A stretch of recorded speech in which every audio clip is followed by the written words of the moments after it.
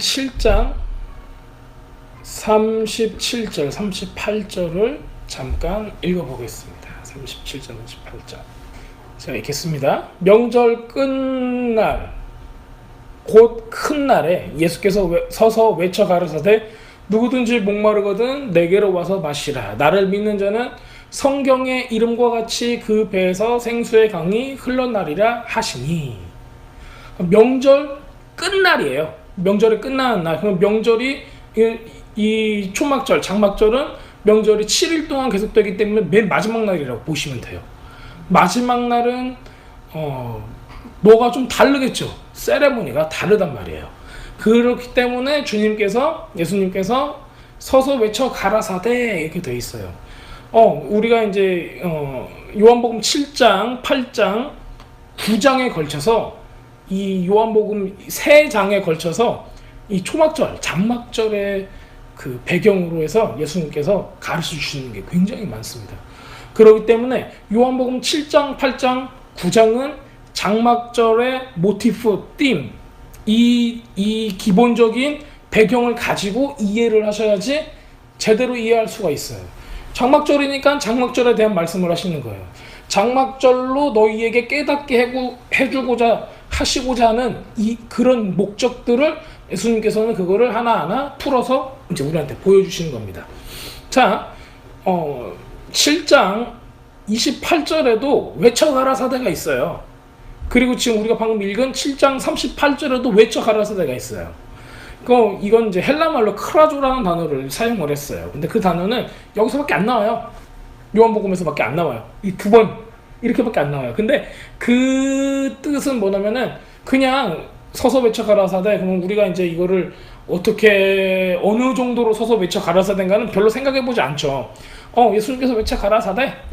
그냥 이렇게 얘기를 하셨을 거다 그렇게 생각하는데, 이 크라조라는 단어는 그냥 어이 안녕하세요 그냥 이 정도가 아니에요. 굉장히 큰 목소리로 절규하듯이 어느 정도까 하면은 내가 억울한 일을 당했을 때 여기를 봐주세요 할 때, 살려주세요 할 때처럼 굉장히 큰 목소리로 얘기를 하는 거예요. 그러니까 저 사람이 뭐라고 하는가 못 알아들을 정도로 악질르는 거 있죠. 그 정도로 굉장히 크게 얘기했다는 거예요. 그런데 우리가 그 요한복음 7장, 8장, 9장을 보면은 이렇게 소리 지를 일이 없으세요. 그런데 예수님께서 이 7장에서 2번 이렇게 소리 질러서 외쳐 가라사대가 나옵니다. 그렇다면은 예수님께서 이 초막절, 장막절에는 스스로를 굉장히 많이 드러내고 싶으셨던 거예요. 내가 누구인가? 내가 무엇 때문에 왔는가? 너희들한테 무엇을 해주려고 했는가? 하나님의 뜻이 무엇인가? 이거를 이 날만큼은 굉장히 많이 우리한테 알려주고 싶으셨던 그런 의도들이 숨어 있습니다. 자, 예수께서 이렇게 큰 소리로 말씀하셨다는 것은 이런 목적들이 있는데, 특히 예수님께서는 누구든지 목마르거든 내게로 와서 마시라, 이 말씀을 여기서 하고 계세요. 그렇기 때문에 초막절, 장막절에 있는 그 물의 예식은 여기서 요한복음에 나오듯이 이 생수의 강을 의미를 하는 거고, 그 가장 강력한 그 예표로 보여주는 거가 이 초막절, 장막절에 나오는 이 물의 예식이 예수님의 그 생수, 성령을, 예수님께서 주실 성령을 의미하는 거를 우리는 알 수가 있다는 겁니다. 그래서 아무리 나는 성령 잘 모르고 그냥 말씀만 좋아서 읽고 있어요 하시는 분도 예수님께서 여기서 보여주고자 했던 거, 예수님께서 우리에게 전달하고자 했던 건 뭐예요? 성령이라는 거예요. 성령님. 그러니까는 꼭 말씀을 읽어도 성령 안에서 읽으셔야 되고, 주님의 배로부터 흘러나오는 생수 가운데 있어야 되는 겁니다. 이것이 아주 신비해요. 그렇지만 신비주의는 아니죠. 굉장히 말씀적인 거예요. 네, 아주 건강한 겁니다. 자, 예수님께서 여태까지는 쉬쉬하시면서 기적 일으키시고 그랬고, 이제 바리새인들이 와서 시험을 해도 그냥 이렇게 넘어가셨는데, 여기서는 그냥 대놓고 소리를 꽥 지르시면서 선포를 하신 거예요. 누구든지 와서 내게로 와서 마시라 하신 거예요. 그러면 굉장히 좀 반전이 있는 상황이 이렇게 그냥 그저 여태까지 했던 상황하고 많이 다르게 변화되는 상황, 이런 상황 가운데서 말씀하셨다는 것을 알 수가 있게 됩니다. 이거는 그냥 들을 사람 듣고 말 사람 말하라가 아니라 이거는 꼭 들어야 된다, 이건 너희들이 모르면 안 된다, 이런 아주 강조하는 모습들을 우리가 볼 수가 있습니다. 명절 끝날이 도대체 무엇이길래 예수님께서는 이날에 목소리를 높여서 소리를 지르시면서까지 목마르거든 누구든지 내게로 와서 마시라, 그 배에서 생수의 강이 흘러나오리라 라고 말씀을 하셨는가? 우리는 이 초막절의 이 물의 예식의 배경을 알아야 됩니다. 자, 요한복음만 이렇게 그 절기들을 자세하게 담고 있어요. 그 전까지는 이제 그 다른 공관복음들, 다른 세 가지 복음서들을 이렇게 자세하게 묘사하지 않습니다. 하지만은 요한복음은 이런 부분들을 놓치지 않고 있어요. 그리고 6월절에 있는 십자가 사건만 해도 요한복음은 굉장히 자세하게 보여주고 있습니다. 왜냐하면 요한은 그렇게 잃어버리는 모습들, 왜냐하면 요한은 그 성전이 무너지고 한 40년 후에 이 요한복음 썼기 때문에 30-40년 후에 썼기 때문에 이 세대들이 다음 세대들이 왔기 때문에 이런 성전이 있을 당시에 했던 의식들을 점점 잃어버리기 시작을 했어요, 사람들이. 그렇기 때문에 그것을 리마인드 시켜주고 싶었던 거죠. 왜냐하면 그때 당시에 예수님 당시에, 그리고 사도들이 살아있던 그 당시에 성전에서 행했던 모든 절기의 의식들은 결국에는 무엇을 얘기하고 싶었던가? 메시아이신 예수와 우리 예수님께서 어떤 목적으로 무엇을 하시기 위해서 이 땅에 오셨는가, 이거를 계속 확증으로 시켜주기 때문에 이것을 꼭 알려주고 싶었던 겁니다. 그래서 굉장히 의도적인 거죠. 네. 굉장히. 그리고 이제 요한복음은 예수님의 생수의 강에 대한 이 선포가 잘 드러나 있어요. 다른 데는 이런 생수의 강에 대해서는 많이 안 나타나 있어요. 그렇죠. 그 명절 끝날에 대해서 얘기를 하고 있고, 이 명절에 대해서도 자세히 설명하고 있는 모습들을 보여드리고 있습니다. 그 명절 끝날에는 보통 성전이 있고 제사장들이 있고, 거기서 번제단도 있을 거고 물두멍도 있을 거고 손도시 있고, 거기서 이제 번제도 했던 이런 것들이 다 있어요. 그럼 누가 들어갈 수 있어요? 거기에 제사장이 들어갈 수가 있는 거죠.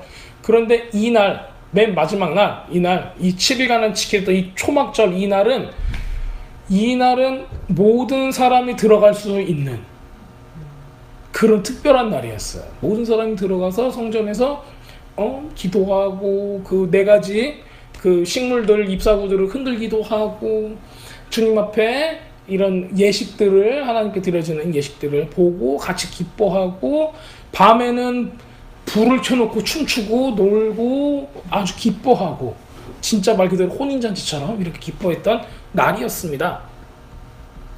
초막절 일주일이잖아요. 7일 일주일이잖아요. 일주일간 제사장들의 뜰에는 진짜 많은 순례객들이 들어오는 거예요. 왜냐면 다 예루살렘으로 온 국민들이 오라고 했으니까 다 믿음 있는 사람들은 다 몰려오는 거죠. 그래서 여기에서는 아까 앞서 말씀드렸듯이 2가지 굉장히 큰 행사가 있어요. 그게 물의 예식이고 하나는 빛의 예식입니다. 이 2가지가 굉장히 중요하게 나타납니다. 그래서 물의 예식, 빛의 예식, 그것만 제목만 들어도 이건 예수님에 대해서, 우리 메시아에 대해서 얘기하는 거구나, 우리는 쉽게 알 수가 있어요. 오늘은 그 물의 예식 그리고 빛의 예식을 이렇게 보려고 해요. 물 붓는 것은 우리가 관자라고 그래요. 원래 이제 포도주를 붓는 것을 관자라고 그러거든요. 이제 포도주, 기름 이렇게 해서 이제 주님께 드려지는 제사가 있죠. 우리가 이제 구약을 공부할 때 많이 봤어요. 포도주를 이렇게 붓는 거.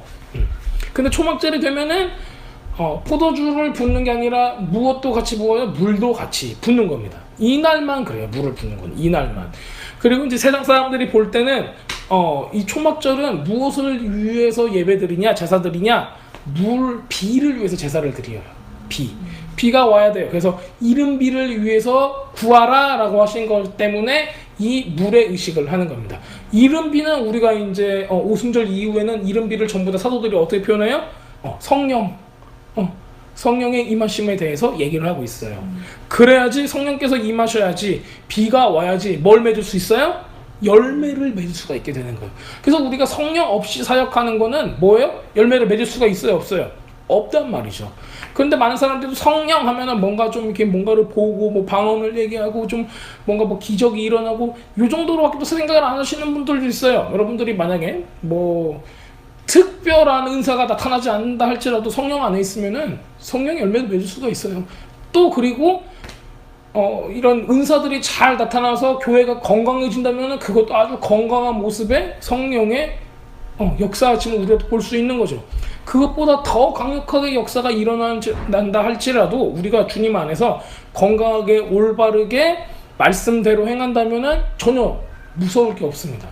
하지만 더 위험한 거는 사람의 이성으로 성령께서 하시는 것들 막는 거예요. 비가 와도 다 우산으로 받쳐가지고 자기 땅을 어떻게 하는 거? 마르게 하는 사람들. 굉장히 무서운 거죠. 그런 거는 비가 오면 비를 맞아야지 이게. 근데 자기가 물 준다고 좋지도 않은 물 이런 거 주고. 근데 비가 오게끔 해야죠. 그래서 성령께서 오시는 거를, 성령께서 역사하시는 거를 방해하시면 안 됩니다. 자, 이런 많은 순례객들, 많은 예루살렘으로 모여든 이스라엘 사람들, 뭐 250만 명 이렇게 요세푸스는 그렇게 얘기를 했다는데, 이 많은 사람들이 전부 다 이 물의 예식과 빛의 예식을 너무 사랑해요. 너무 보고 싶어하고 이게 난리예요. 이걸 하는 날이. 왜냐면은 초막절 때밖에 안 하기 때문에. 그리고 그 기쁨에 참여하는 자만 그 맛을 알 수가 있는 거예요. 그래서 우리는 그 기쁨과 그 자유함. 그래서 이제 우리가 요한복음 7, 8, 9장에 보면 거기서 그 자유, 진리가 너희를 자유케 할지니라 그 말씀 여기서 나와요. 배경이 뭐예요? 초막절이라는 거예요. 초막절의 자유에 대한 그 모티프하고 이 띠이 나오는 거예요. 초막절을 지나면서 이거를 사람들이 알아요. 그러면서 이해를 할 수 있는 거예요. 굉장히 여러 가지로 이것들을 확증시켜주는 말씀이 요한복음 7장, 8장, 9장이에요. 초막절의 배경과 함께 읽으시면은 아주 좋습니다. 자, 초막절이 이렇게 시작이 되면은 대제사장은 이런 모든 모인 사람들하고 같이 큰 행렬을 이뤄가지고 실로암으로 가요. 실로암은 이렇게 성전이 있으면은 이렇게 뾰로록 해서 내려오면은 실로암이 있어요. 그게 바로 옆에 있는 실로암이에요. 옛날에는 실로암은 좀 멀리 있었을 거야 해가지고 어디 뭐 몇 리 더 가게끔 했었는데 지금 고고학자들 발견한 실로암은 히스기야의 그 속에 있는 물 터널이 있다고 그랬잖아요. 그 수로 있다고 했잖아요. 그 수로에 실로암이 있다는 것을 발견해냈어요. 그리고 그 고고학자를 발견을 하니까는 그 입구에 왜냐면 거기를 땅을 파다가 보니까는 비석 같은 게 2개가 발견이 된 거예요. 그래서 딱 보니까는 거기 실로암이라고 써있던 거죠. 우리 막 한국 사람들 실로암은 지난번에 말씀드렸듯이 무슨 암자라고 생각해가지고 무슨 절간인 것처럼 실로암 하니까는 무슨 암자로 생각하는 사람들인데 절대로 그거는 뭐 절이나 이런 절터 같은 게 아니에요. 실로암은 암자가 아니에요. 원래는 실로암이 꼭 마치 무슨 암 하니까는 실로암 이렇게 해서 실로나 어떤 지명이고 암 하면은 약수터 같은 느낌? 실로암 이런 느낌이 막 받았는데 원래 이름은 실로암이 아니라 실로악. 근데 이제 우리들은 이제 얘기하기가 실로암이라고 이제 영어로도 그렇게 표기되고 우리나라 말로도 실로암으로 표기가 되는 거예요. 그래서 한국 사람들 마인드셋에는 한국 사람들 문화적인 걸로는 실로암 하면은 마치 무슨 암자인 것처럼 얘기를 하는데 절대 그런 게 아닙니다. 자, 실로암을 발견했을 때는 이렇게 땅 속에 있었어요. 왜 그러냐면은 AD 70년에 성전이 무너지죠. 로마에 의해서 싹 무너진단 말이에요. 무너지는데 그 전에는 실로암은 우리 밑으로는 기혼, 그 다음에 이쪽에는 요단강 이렇게 흐르고 있는 이 부분인 거예요. 그렇기 때문에 그 침식되는 이런 모래들, 흙들 이런 것들이 쌓이는 거예요. 그 예전에 성전이 있었을 때는 거기 흐르는 물을 항상 그 물에서 나오는 퇴적물들, 흙들이 있다면 이것들을 다 치우고 청소를 했겠죠, 깨끗하게. 그렇지만은 성전이 무너지고 나니까는 사람들이 그거를 치우고 했겠어요? 안 했겠어요? 안 하죠. 못 하죠. 아무도 없게 만들었으니까. 그러니까 계속 쌓이고 흙이 쌓이고 모래가 쌓이고 그래서 거기가 아예 그냥 확 메꿔져 버린 거예요. 근데 이제 고고학자들이 거기를 발견을 하게 된 거죠. 땅을 파다가 보니까는 거기에 그게 딱 있는 거예요. 그리고 그 밑을 내려가서 보니까는 그 히스기야의 수로가 나타나는 거죠. 그래서 이어져 있다는 걸 알게 되고 그 수로는 타고 올라가면은 그 기혼이라는 기혼 강이 나와요. 에덴 동산 우리 창세기에서 보면 에덴 동산은 네 개의 강의 근원으로 해서 나오는 거예요. 거기서 나오는 게 기혼강, 유프라테스 강, 이런 강들이 나오죠. 그래서 그 네 개의 강들이 나타나요. 근데 그 네 개의 강들을 보면은 우리가 지도상으로 보면은 저 위로 그러니까 유럽 쪽으로 해서 흐르는 두 개의 강이 있고 하나는 아프리카 쪽으로 흐르고 하나는 중동 쪽으로 흐르는 강이 이렇게 딱 나오는 거예요. 근데 그거의 원류가 되는 한 개의 강이 있는데 거기에 에덴 동산이 딱 나와요. 그래서 고고학자들이 이걸 찾으려고 노력을 많이 했어요. 야, 이 강들을 전부 다 이으는 거야. 싹 이어가지고 하나의 그 물줄기 근원을 찾겠다라고 아무리 설쳤지만 난리를 피웠지만 찾을 수가 없었어요. 왜냐면 그렇게 찾으려고 보면은 이스라엘 전체가 그 중간에 딱 있는 거예요. 강이 하나, 둘, 셋, 네 개가 있는데 거기를 전부 다 관통하는 데는 어디예요? 가운데 있는 데는 이스라엘 땅이라는 거예요. 그렇다면은 그 근원이 어디라는 거예요? 어떻게 보면 이스라엘이라는 거죠. 어떻게 보면 아니라 실제로는 그 근원은 바로 여기예요. 예수님께서 근원이 되는 거예요. 에덴 동산에. 에덴 동산의 근원이 되시는 분은 예수님이라는 거예요. 요한계시록에서도 그 생명수의 강이 흐르고 그 생명의 그 강이 흐르는 거가 다 어떻게 드러나죠? 예수님으로 드러날 수가 있는 거죠. 그 다음에 그 중간에 있는 나무와 실과와 이런 것들이 나오죠. 우리는 이제 이런 띠임들을 이 초막절의 물의 예식을 통해서 더 확증하고 예수님께서 우리한테 생수의 강으로 오셨구나. 우리를 목마르지 않게 하셨구나. 그래서 우리가 삶을 살다가 곤고하고 지치고 낙심하고 우울하고 힘든 일 있을 때마다 찾는 게 뭐예요? 주님, 내가 힘들어요. 우리 그래서 이제 요한복음 4장에 보면은 수가의 여인이 나오죠. 사마리아 여인이 힘들어요. 맨날 힘들어요. 근데 물을 먹으면서도 내 영혼의 갈급함은, 내 육신의 갈급함은 우물물을 먹어서 채울 수 있지만 내 영혼의 갈급함은 채울 수가 없는 거예요. 무슨 일이 있었든지 남편이 5시 됐죠. 한 명 죽고 한 명 죽으니까는 이 사람의 기분이 뭐야?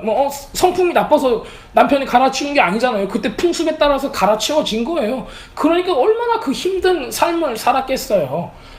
그렇기 때문에 이분도 내 영혼 가운데 채워지지 않는 이 갈급함을 가지고 있었는데 예수님께서 그걸 보고 말씀을 하시잖아요. 영원히 목마르지 않는 그 물을 내가 너에게 주리라. 그리고 그것을 확증하는 것이 바로 이 요한복음 7장, 8장, 9장에 나오는 초막절의 물의 예식입니다. 많은 사람들이 실로암으로 가요. 그렇게 이제 성전에서 나와가지고 실로암으로 딱 가면은 그 실로암에서 우리 실로암 하면은 이제 여러 가지 생각이 많이 나죠. 실로암에서 이제 또 무슨 일이 일어나요? 소경이 눈을 뜨는 사건이 있었어요. 소경이 눈을 뜨는 사건이 있었는데 그게 언제 일어나요? 그게 초막절에 일어난 거예요. 똑같이 이때 일어난 거예요. 어저께 읽어보라고 제가 권면을 드렸죠? 읽어보셨으면 다 알 건데 그 새로 처음 듣는 것처럼 이렇게 말씀하시면 안 돼요. 자, 초막절에 일어난 예수님의 기적입니다. 그렇다면은 초막절에 예수님이 왜 우리 가운데 오셨는가를 또 보여주기 위해서 이 기적을 행하셨던 거예요. 그래서 이 소경에 대한 기적만 가지고도 1시간, 2시간은 그냥 얘기할 수 있을 정도로 굉장히 많은 숨겨진 의미들이 이 안에 있어요. 그 의미들은 전부 다 예수님께서 이 땅에 우리를 위해서 오신 이유가 뭔가, 우리가 어떻게 예수님의 제자로서 살아갈 수 있는 건가, 우리가 믿는 사람으로서 어떻게 살아가는 건가, 우리의 현 상태가 어떤 건가, 예수님께서 그 침을 뱉어서 진액으로 해가지고 내 눈에 발렸을 때 도대체 우리한테 일어나는 현상이 무엇인가, 이거를 전부 다 성경적으로 풀어낼 수 있는 거예요. 초막절의 배경을 가지고. 그럼 시간 굉장히 많이 걸리겠죠. 그래서 오늘은 좀 더 보편적인 이 초막절에 나오는 이 물의 의식과 빛의 의식에 대해서 같이 나누고, 주중에 우리가 한 번 더 모일 때는 이런 아주 재밌는 이 소경에 대한 부분들도 우리가 나누려고 합니다. 제가 이제 시간을 잘 봐야겠다. 벌써 20분이 지났기 때문에 죄송합니다. 자, 그래서 이제 실로암에 가가지고 실로암 연못, 이제 실로암은 언제 쓰였을까요? 바로 성전 밑에 있어요. 성전 밑에 바로 성전 아래에 있는 게 실로암인데 왜 실로암이라는 곳이 성전 밑에 있을까요? 실로암 가는 길은 이렇게 계단처럼 돼 있어요.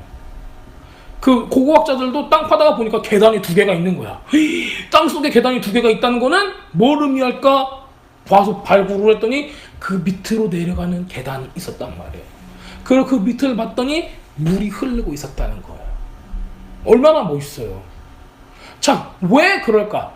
바로 여기는 미크바, 침례를 했던 곳이에요. 침례를 했던 곳. 제가 지난번에도 말씀드렸죠. 이 거룩한 곳 주님의 성전에 들어가기 위해서는 사람들이 뭘 해야 돼요? 침례를 받아야 돼요.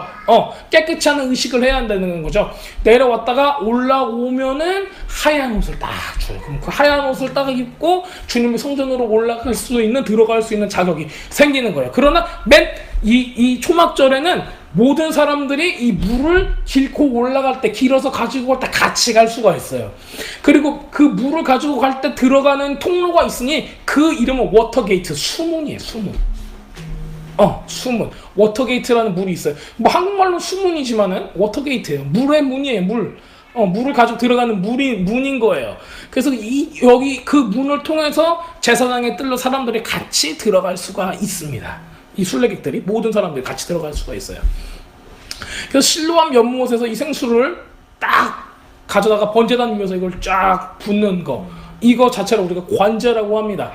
이거를 포도주하고 같이 붓는데, 뭐 보통 때는 포도주만 붓잖아요. 근데 초막절에는 포도주하고 물을 동시에 부어요. 근데 이게 어떻게 되냐면은 포도주하고 물이 밀도가 달라요. 그래서 여기서 높은 곳에서 부으면은 야가 쫄쫄쫄쫄 떨어질 거 아니에요? 근데 밀도가 다르니까는 어느 쪽이 먼저 빨리 들어가요. 그러니까는 이 그릇을 크기를 다르게 해가지고 여기다가 그릇을 붓고 여기다가 그릇을 부어요. 그릇에다가. 그러면 거기서 넘치는 게 내려가는데 한쪽을 크게 하고 한쪽을 작게 해서 이게 동시에 그 재단에 떨어질 수 있도록 그렇게 디자인을 해놨어요. 그러면 물하고 포도주가 같이 재단에, 이 땅에 떨어진다는 거예요. 이게 굉장히 큰 의미가 있습니다. 우선은 이 정도만 하고 제가 이따가 또 설명 계속 드릴게요. 자, 그래서 이것은 초막절에 만 하는 거예요. 왜? 비를 내려달라고 하는, 그냥 우리나라 말로 뭐 기우제 같은 거죠. 기우제 같은 건데, 그것보다 더 강한 의미가 있으니 우리는 무엇을 달라고 하는 거예요? 비뿐만 아니라 성령을 달라고 하는 그 사람들의 영적인 숨은 의미가 있다는 거예요. 그 사람들은 농사꾼이기 때문에 비만 주세요라고 생각할 수 있어요. 근데 주님께서는 거기 안에 비가 아니라 진짜 너의 영혼을 적실 만한 성령을 달라고 해. 이 의미를 가지고 있다. 우리는 그걸 알 수가 있습니다. 매일, 이것은 매일 하는 거예요. 매일 물의 예식을 7일 동안 계속 했어요. 그래서 7일 동안 우리는 성령께서 오시는 거를 막 엄청 구하면서, 제가 만약 교회가 좀 더 커지고 우리가 좀 이런 컨퍼런스를 할 수 있는 여력이 생긴다면은 가장 큰 컨퍼런스 언제 해야 돼요? 이 장막절 때 하는 거예요. 왜냐면 주님께서 뭐 하겠다고 약속한 날이에요? 물을 부으겠다고, 성령을 부으겠다고 약속하신 날이에요. 얼마나 좋아요. 그렇지 않아요? 성령 부어주세요. 1년 동안 우리의 모든 농사들, 영적인 농사를 얘기하는 거죠. 이 모든 농사들이 풍년이 될 수 있도록, 주님 내 삶에 성령으로 인한 열매들이 풍요롭게 되도록. 왜냐면 우리가 성령 충만할 때 우리의 재정도 풀리는 거죠. 우리의 생각, 우리의 감정, 우리의 육적인 모든 요소들, 혼적인 모든 요소들까지 실제로는 우리의 영적인 요소들 밑에 있는 거예요. 그렇기 때문에 우리 영이 더 강해지고 성령 안에서 우리가 더 강해질 때 우리의 모든 악한 요소들이 눌러지고 주님의 성령의 열매들이 우리 삶을 통해서 맺어지는 거잖아요. 그러면 뭐가 필요해요? 성령이 필요한 거예요. 자, 성령의 비가 필요한 거죠. 그래야지 우리의 삶이 회복이 되고 우리 옆에 있는 사람의 삶이 회복이 되고 이 도시가 회복이 되고 이 나라가 회복이 되는 겁니다. 그렇죠. 자, 우리가 계속 이것을 읽겠습니다. 물은 성령님을 상징하고 또한 물은 상징하는 예언적인 어떤 영감들을 상징을 하고 있어요. inspiration, prophetic inspiration. 이거는 그냥 어렵게 그냥 영어로 막 짓거린다고 해서 이게 진짜 뭐 예언적인 영감이 뭔가 좀 대단한 것 같아. 근데 그런 게 아니라 실질적으로는 성령께서 말씀하시는 걸 우리가 들을 수 있다는 거예요.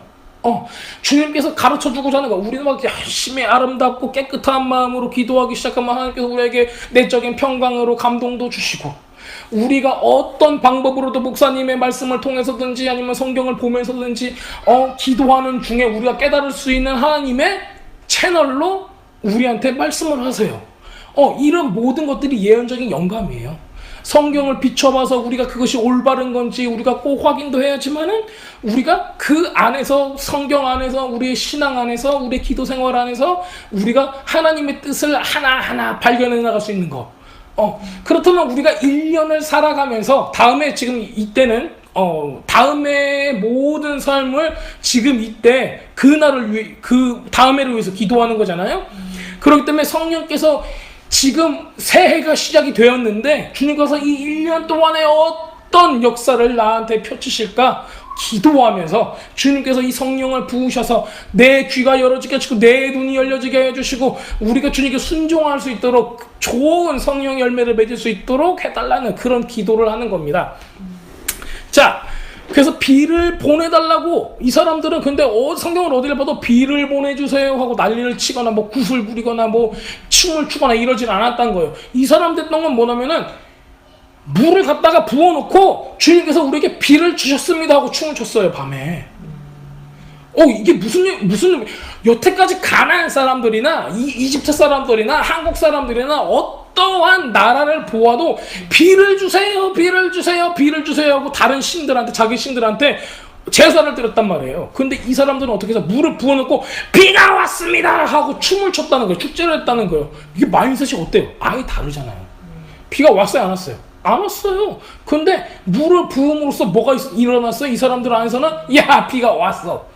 이미 왔어. 그렇기 때문에 우리는 뭐 해야 돼요? 비가 왔으니까는 축제를 하는 거예요. 그래서 주님께서 말씀하셨죠. 스가랴서에, 우리 스가랴서 14장 어저께 같이 읽었었잖아요. 거기서 뭐라고 나와요? 초막절을 지키러, 장막절을 지키러 오는 사람들한테는 무엇을 주겠다? 비를 주겠다라고 주님께서 약속을 했잖아요. 그렇죠. 그래서 우리가 주님께서 이 태어난 날, 빛이 우리 가운데 거하심에 우리가 바로 주님의 성전이 되겠습니다라고 우리가 마음이 작정해서 주님께 우리의 생각과 마음과 모든 것을 드릴 때 주님께서 우리에게 무엇을 주신다? 물을 주신다. 비를 주신다. 성령을 주신다. 바로 이겁니다. 그렇기 때문에 우리가 그런 작정을 했을 때는 우리 안에 주님께서 약속하신 내가 너에게 성령을 부어주리라 했던 이것이 실제가 되는 거예요. 그렇기 때문에 신앙이 이거 바로 우리가 뭐라고 얘기하죠? 신약에서는 믿음이라고 딱 얘기하는 거. 바로 그 띠이 또 여기 들어가 있어요. 이미 받았다라고 생각하는 거. 왜? 주님께서 뭐 했으니까는 약속했으니까. 어디서 약속했어요? 말씀으로 이미 말씀해 주셨으니까 그를 믿는 거예요. 그렇게 하는 거가 이제 믿음 생활이라고 우리가 하는 겁니다. 그렇기 때문에 우리가 지금 이렇게 초막절에 이런 시즌에 같이 기도하고 성령께서 우리의 그 1년 동안에 우리에게 주실 그 성령을 이미 예비해 두셨고 우리가 구할 때마다 손을 벌릴 때마다 그 배에서 생수의 강이 흘러나오려 하신 주님의 말씀을 우리가 믿고 부여잡고 항상 기도를 해야 된다는 것입니다. 주님께 약속을 했잖아요. 그렇죠. 성령을 구하라. 성령 충만을 받으라. 그 배에서 생수의 강이 흘러나리라 하셨으니까는 우리 다른 거 하지 말고 생수의 강이 계속 흘러나올 수 있도록 같이 기도해야 됩니다. 같이 기도해야 되고 생수가 필요한 사람들을 초청해서 같이 기도하고 그 사람들한테 그 생수가 흘러갈 수 있도록 우리가 말씀과 기도와 이런 같이 모여서 한 마음이 돼서 기도하는 것으로 같이 도와야 됩니다. 자, 이렇게 가서 그 실로암에 가는데 우리는 무엇으로 하죠? 저렇게 플라스틱 병으로 뜨지 않았을 거 아니에요? 바로 그때 여호와께 성결이라고 딱 표딱지가 붙은 바로 그 금 그릇, 금 주전자가 있어요. 주전자 같은 그릇이 있어요. 그거를 가지고 가가지고 한 반 리터 정도 될 거예요. 한 500리터 이 정도 될 거예요. 1리터가 안 돼요. 500ml 뭐 이 정도 될 거예요. 그 반 리터 정도 가서 실로암에서 딱 받아오는 겁니다. 바로 이제 아까 말씀을 드렸듯이 미크바를 했던 곳, 침례를 했던 곳, 바로 이것을 계단을 통해서 올라갔다가 딱 올라오는 겁니다. 그래서 이렇게 실로암에서 딱 나오면 흰 두루마리를 입고 사람들이 우리가 어떻게 되죠? 흰 두루마리를 입은 사람은 뭐예요? 주님 앞에 신부가 되는 이런 또 모습을 보여주죠. 그렇죠. 네. 그래서 우리는 이 물을 가지고 올라갈 때마다 그 모든 그 공교히 연주하는 음악하는 모든 사람들이 은나파를 불면서 같이 음악을 하면서 악기들과 같이 이제 축제를 하기 시작을 하는 거예요. 자, 실로암 연못에서 이 생수를 떠오는 행렬들은 이 수문을 통해서 제사장들의 뜰로 들어가고 제사장들은 은나파를 불고 이사야서 말씀을 여기서 쫙 선포를 하면서 찬양을 합니다. 이사야서 12장 2절 3절을 보면 이런 말씀이 있어요. 보라 하나님은 나의 구원이시라. 이거 번역하면 어떻게 돼요? 보라 하나님 엘로힘, 엘로힘은 나의 예슈아다라는 거예요. 구원이시다, 예슈아다, 이렇게 지금 찬양을 하고 있는. 거기 앞에 지금 누가 계시는 거예요? 예수님이 딱 보고 있는 거예요. 예수님이 딱 보고 있을 때 이 제사장들이 사람들하고 쫙 가면서 이 이사야서 12장을 외치는 거죠. 보라 하나님은 나의 구원이시라. 엘로힘, 엘로힘은 나의 예슈아다 라고 딱 했어요. 그랬더니 바로 그 앞에 예슈아께서 보시면서 내게로 와서 생수를 마셔라 그러시는 거예요. 이거를 할 때 사람들이 전율이 막 빠자작 일어날 거 아니에요. 야 누구야 저분이? 그랬더니 예슈아야. 그 방금 우리가 뭐라고 했어? 하나님은 나의 예슈아다라고 한 거예요. 이럴 때 주님께서 이 말씀을 하신 거예요.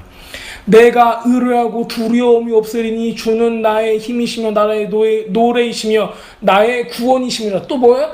예슈아이심이라 라고 얘기를 한 거예요. 그러므로 너희가 기쁨으로 구원의 우물들에서 물을 기르려더라. 너희가 기쁨으로 예슈아의 우물들에서 물을 기르리로다 하신 거예요. 그래서 예수님 요한복음 4장에 그 사마리아 여인이 그랬잖아요.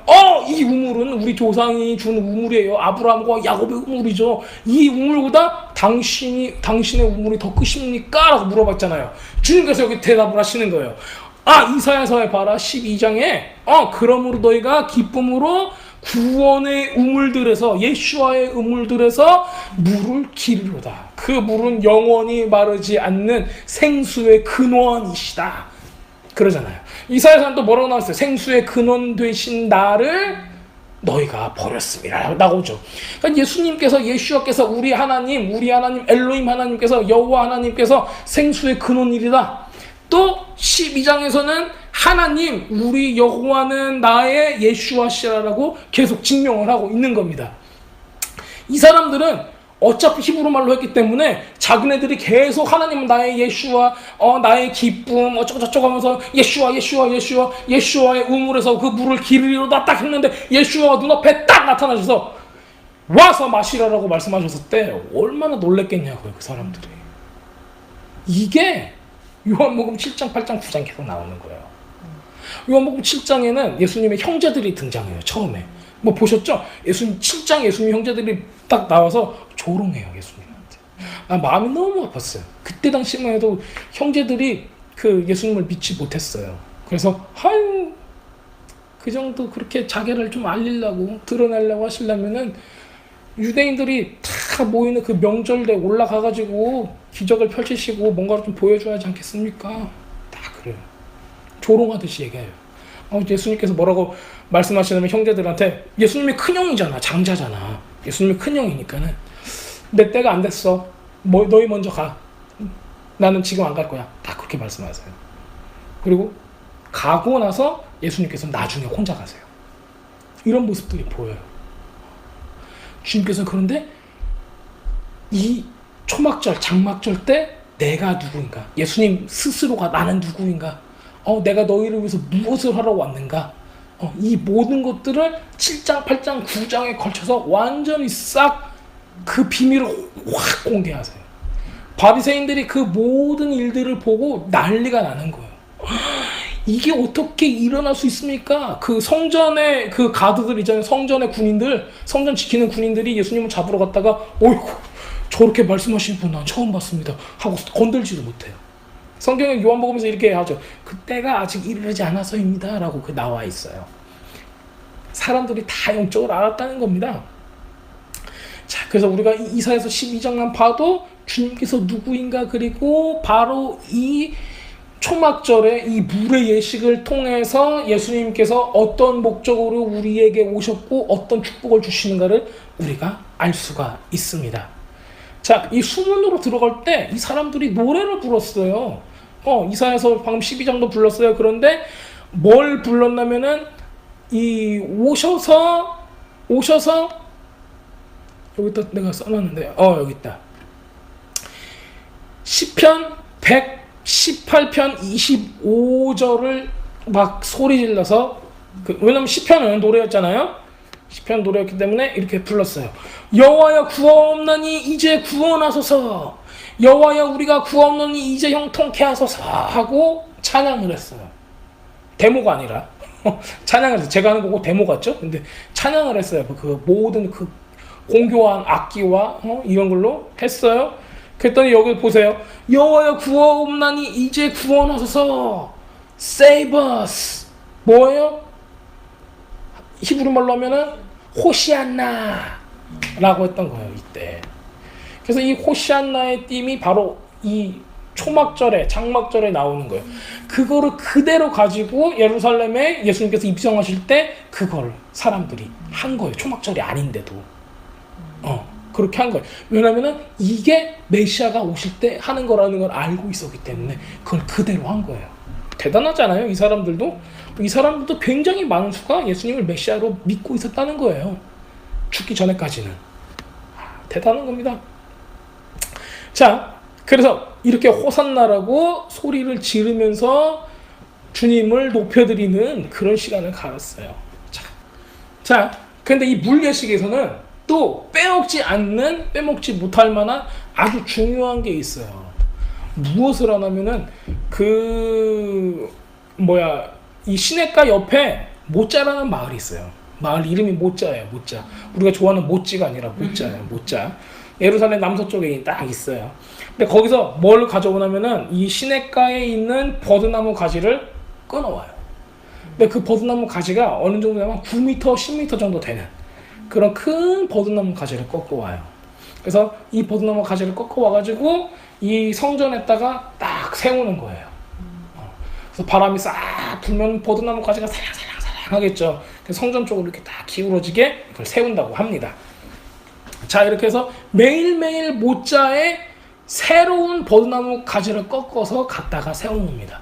근데 버드나무는 우리가 이제 옛날 사극을 봐도 그렇고, 버드나무는 어디에 심겨져 있죠? 물가에 있어요. 버드나무는 원래 물가에서 자라는 나무예요. 물이 없으면 어떻게 돼요? 버드나무는 말라서 비틀어지는 거예요. 근데 그 버드나무 가지를 딱 꺾어가지고 성전 앞에다 딱 두면은 물이 없으니까는 가지가 어떻게 돼요? 금방 말라 비틀어져요. 그래서 매일매일 하나씩 갖다 놓는 거예요. 그래서 버드나무를 번제단 옆에다가 남서쪽에 딱 세워놓고 사람들이 이 순례객들이 이 제단을 한 바퀴 싹 돌아요. 그러면서 아까 얘기했던 그 시편 118편을 낭송하는 거예요. 수문으로 들어오고 나서 하는 거예요. 그래서 호산나 호산나 하는 거예요. 여호와여 구하옵나니 우리를 구원하소서. 이렇게 호시안나 하는 걸 여기다 할 거예요. 그래서 이 버드나무 가지를 이렇게 싹 돌면서 하는 겁니다. 그래서 유대인들은 이때 당시 예수님도 그랬고 물의 근원이 있는 시냇가에서 얘를 꺾어서 나와서 번제단 옆에다 딱 놓으면은 버드나무 가지가 이렇게 점점 말라져 가는 걸 볼 거예요. 그러면서 하나님께 뭘 구해요? 구원하소서 하는 호산나의 외침을 하고 있는 거죠. 이게 뭘 의미하나요? 물이 없어요. 물이 없으니까 버드나무 가지는 어떻게 돼요? 말라 죽어가는 거예요. 그런데 사람들은 뭐라고 외쳐요? 구원하소서 하는 거예요. 여호와여 구하옵나니 구원하소서. 이제는 구원하소서. 근데 눈에 보이는 건 뭐예요? 버드나무 가지는 물가에서 끊어져 가지고 여기에 왔어. 그래서 흔들리는 바람에 흔들 하면서 얘는 말라가고 있어. 버드나무 가지는 어떻게 되겠어요? 몇 시간 내로 말라서 죽게 되는 거예요. 자, 이건 뭘 의미하냐면은 물에서 심겨진 버드나무 가지가 끊어져 나와서 세워지면은 말라서 죽는 거예요. 만약에 이스라엘 사람들이, 만약에 우리 같은 믿는 사람들이 주님의 성령의 그 생수의 강물에 뿌리를 뻗지 않으면 어떻게 되는 거예요? 말라서 24시간 내로 죽는 거죠. 딱 서가지고 사람들이 외치는 소리가 뭐예요? 구원하소서예요. 구원하소서. 만약에 우리가 주님의 성령으로부터 떠났다면은 우리가 할 수 있는 기도는 호산나예요. 구원하소서, 구원하소서, 구원하소서요. 그러니까 이게 뭘 의미하냐면은 만약에 너희들이 나를 떠나서 생수의 근원 된 나를 버렸다 하면은 무엇이 된가? 말라 비틀어지는 버드나무가 될 것이다. 그렇기 때문에 이것을 보고 계속 리마인드해라. 계속 생각해라. 생수의 근원을 버리면 안 돼. 너희들은 버드나무까지야. 너희들은 버드나무기 때문에 생수의 강 옆에서 심겨지고 거기서 실과를 맺어야지. 생수의 강에서 벗어나서 여기 육지에 와 있으면 어떻게 되는 거예요? 말라서 죽게 된다는 거예요. 그래서 이걸 하면서 이 예식을 하면서 이 사람들은 호산나라고 외쳤던 겁니다. 구원해달라고 하는 이런 것들 외쳤다고 합니다. 자, 이 물의 근원에서 꺾여진 버드나무와 같은 삶을 살고 있습니까? 우리가 돌아봐야죠. 내 잎사귀가 하나씩 막 떨어지고 있어. 그럴 때마다 가가지고 막 그 빨대로 꼽아서 물 먹듯이 먹지 말고 우리는 항상 물가에서 살아야 되는 거예요. 물가에. 시냇가, 그 생수의 강이 흐르는 물가에 있어야 된다는 겁니다. 그래서 이 사람들은 이렇게 버드나무, 근데 이제 농경사회였기 때문에 버드나무 가지를 딱 보고 이렇게 생각했을 거예요. 야, 이렇게 물가에서 하나님의 물이 흘러야지 버드나무 가지가 그 풍성한 이 가지를 뻗치는 것처럼 우리의 농사도 풍성해질 거야. 이렇게 생각했을 거예요. 실제로 근데 예수님께서 원하셨던 건 뭐예요? 우리가 성령 안에서 계속 푸른 잎사귀를 가지고 무성한 나무가 되고 열매 맺는 나무가 되게 원했을 거예요. 이 사람들은 풍년을 기약했을 거예요. 그렇지만 우리는 뭘 기약하죠? 부흥을 기약하는 거예요. 부흥이 오리라 라고 얘기를 하고 있는 겁니다. 자, 풍성한 이른비를 이 사람들은 간구했을 거예요. 그렇지만 우리는 무엇을 간구하죠? 성령의 충만함이 매일매일 우리 삶 가운데 나타나기를 간구하고 있는 겁니다. 예수님도 이제 이렇게 예루살렘에 입성하실 때 이 당시에 예루살렘에 살던 사람들이 종려나무가지를 흔들면서 이 버드나무까지 종려나무까지 흔들면서 호산나라고 외쳤던 거, 그러면서 무엇을 해달라고 그랬죠? 구원하소서. 누구로부터 구원하는 거예요? 로마로부터 구원하소서라고 했던 거예요. 그 초막절 행사는 뭐냐면 다윗의 자손으로 오실 메시아의 통치가 임해달라는 것을 간구하는 거예요. 그거 뭐예요? 결국에는 메시아가 와달라는 거잖아요. 지금 우리는 뭘 의미해요? 예수님의 재림을, 진짜 메시아가 와달라고 하는 건 예수님의 재림이에요. 하나님의 통치가 임하는 건 초림이 아니라 재림이잖아요. 우리는 또 그거를 지금 예수님께서 오심을 기다립니다 라고 얘기하는 의식이 되는 거예요. 그저 막 우리가 물이 없으면 말라 죽어요, 그냥 이 정도가 아니라 이렇게 해서, 그러니까 구원하소서, 물이 없으니까 물 주세요가 아니에요. 구원하소서, 누구로부터? 이 세상의 통치자로부터 구원하셔서 주님의 나라가 임하소서라는 기도로 이게 발전이 되는 거예요. 왜냐면 그 호산나 자체가 물 주세요가 아니거든요. 구원하소서거든요. 자, 요한복음 12장에는 이렇게 나와 있어요. 12절 13절에 이튿날 명절에 큰 무리가 예루살렘으로, 예수께서 예루살렘으로 오신다음을 듣고 종려나무 가지를 가지고 맞으러 나가 외치되 호시안나, 찬송하리로다, 주의 이름으로 오시는 이 곧 이스라엘의 왕이시여, 이렇게 얘기를 했어요. 이게 요한복음 12장이에요. 예수님께서 예루살렘 입성하시는 거, 그 패스오버 때, 6월절 때 하는 거죠. 자, 이렇게 번져가는 주위를 도는 순례객들 손에는 이 네 가지 식물들, 그 식물들을 이르밤미님이라는 게 있어요. 네 가지 식물이라는 뜻이에요. 그걸 가지고 제사장한테 오픈된 곳 간 남자들, 그 다음에 이 모든 여자들, 아이들까지 전부 다 와가지고 이 행사를 같이 할 수 있게 했습니다. 주님께서는 바로 이때 그 소리 높여서 목청껏 와서 마시라라고 우리에게 말씀을 하셨습니다. 수양보를 가지가 잘라서 팍 하잖아요. 근데 수양보들 가지가 흔들리는 건 뭐 때문에 그래요? 바람 때문에 그래요. 바람은 우리가 뭐라고 부르죠? 히브리 말로? 루아흐예요. 바람은 루아흐예요. 그 루아흐 아도나이, 루아흐 코데시 하면 뭐예요? 성령을 뜻하는 거예요. 그래서 여기서도 성령의 모티프가 또 들어가 있어요. 우리가 쓰는 것은, 우리가 움직일 수 있는 것은 성령에 의해서 되게 하소서. 그리고 이걸 올렸을 때 호산나라고 외치는 것도 성령 안에서 외치는 거죠.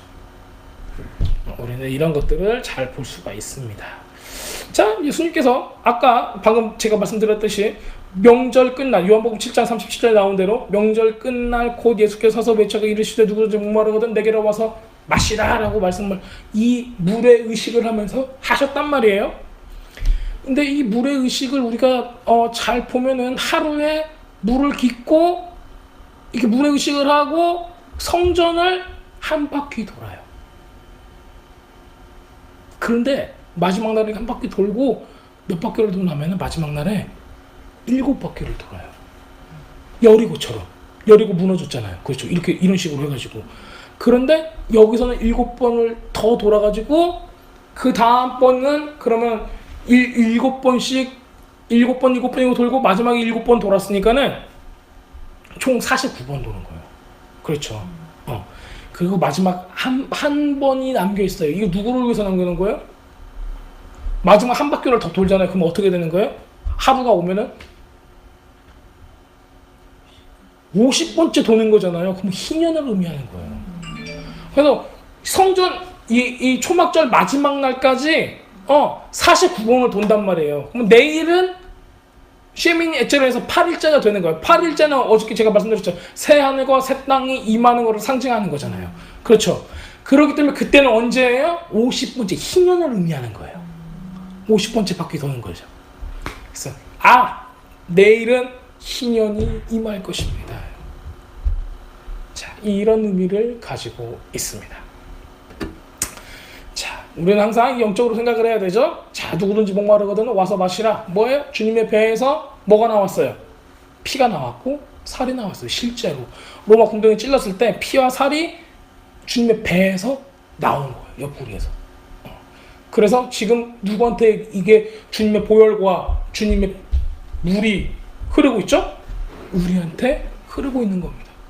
그래서 초막절 때는 예수님을 굉장히 잘 드러내고 있어요. 우리들이 그냥 생각할 때는 예수님의 보혈만 생각할 수가 있어요. 근데 예수님께서 물과 피를 쏟으시고 라고 나와 있죠. 자, 이런 게 우리를 적시는 주님의 생수의 강과 주님의 보혈 두 가지를 다 의미하고 있습니다. 그리고 이 흔들리는 버드나무를 보면은 성령으로 우리가 숨쉬고 성령을 들이마시면서 성령 안에서 충만한 삶을 살아야 한다는 것을 우리한테 보여주고 있습니다. 또 우리가 이 실로암에서 기르웠던 물을 보면은 이 강의 끝이에요. 여기가 실로암이 성전 안에 흐르는 이 물 수로거든요. 이게 기온 강의 끝이에요. 이게 바로 실로암이거든요. 에덴 동산에서 나와요. 에덴 동산 창세기 우리 2장 읽으면 이렇게 나와요. 강이 에덴에서 발원하여서 동산을 적시고 거기부터 갈라져 네 가지 근원이 되었으니 첫째 이름은 비숑이라, 둘째 강 이름은 기온이라, 셋째 강 이름은 히데겔이라, 넷째 강은 유브라다. 이렇게 나와 있어요. 그렇죠. 진짜 생수의 근원이 누구예요? 예수님이잖아요. 바로 예수님께서 강의 생명의 근원이 되신다는 것을 보여주고 있는 거예요. 이 네 가지 강은 아까 말씀드렸듯이 이스라엘 주변의 모든 열방에 흩어져서 흐르는 강이고 모든 이스라엘 옆에 있는 모든 나라의 인류의 문명의 근원지들이 됐어요. 이게 어디부터 시작돼요? 에덴부터 시작되는 거고 실제로 사람들한테 생명을 주는 강은 예수님이라는 거죠. 절대로 그냥 그 강 자체가 신이 되는 게 아니고 그 강 자체가 어떤 능력이 있는 게 아니에요. 실제로 생명을 주는 강은 예수님이라는 거예요. 이것을 보여주고 있습니다.